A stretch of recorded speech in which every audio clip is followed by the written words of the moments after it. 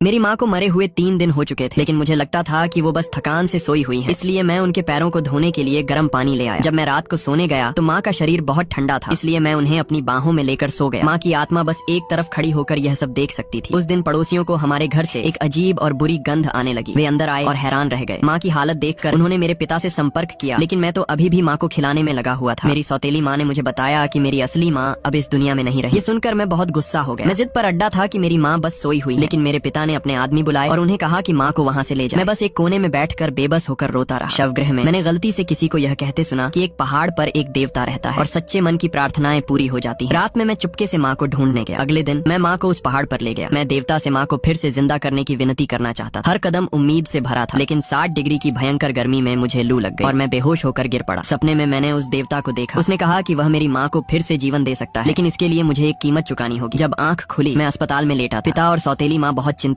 थे और मुझे घर ले जाकर मेरी देखभाल करने लगे। काम की वजह से पिता को कुछ समय के लिए बाहर जाना पड़ा। जैसे ही वे गए, सौतेली माँ का रवैया बदल गया। वह मुझे एक नौकर की तरह बर्ताव करने लगी। उसने मुझे चाय लाने को कहा। मैंने बस एक पल देर की और वह तुरंत नाराज हो गई। मेरी माँ की आत्मा बस खड़ी होकर यह सब देखती रही, पर वह कुछ कर नहीं सकती थी। मुझे मजबूरी में सारे काम करने पड़ते थे। अगर मैं ठीक से काम नहीं करता तो मुझे खाना भी नहीं मिलता था। शाम को मैं भूख से बेहाल हो गया। नंगे पैर सड़क पर भागकर लोगों से खाने की भीख मांगने लगा, लेकिन किसी ने मदद नहीं की। मैं उदास होकर सड़क पर खड़ा था और मुझे सामने से तेजी से आती ट्रक का ध्यान भी नहीं रहा। उसी संकट भरे पल में मेरी माँ दौड़ कर आई और मुझे अपनी बाहों में ले लिया। इसी कार्य के कारण वह देवता के सामने पहुंची। देवता ने उन्हें फिर से जीवन मिलने पर बधाई दी। माँ मुझसे मिलने के लिए बेचैन थी, पर उन्हें यह नहीं पता था कि उनकी जिंदगी वापस लाने के लिए मैंने कैसी कीमत चुकाई थी।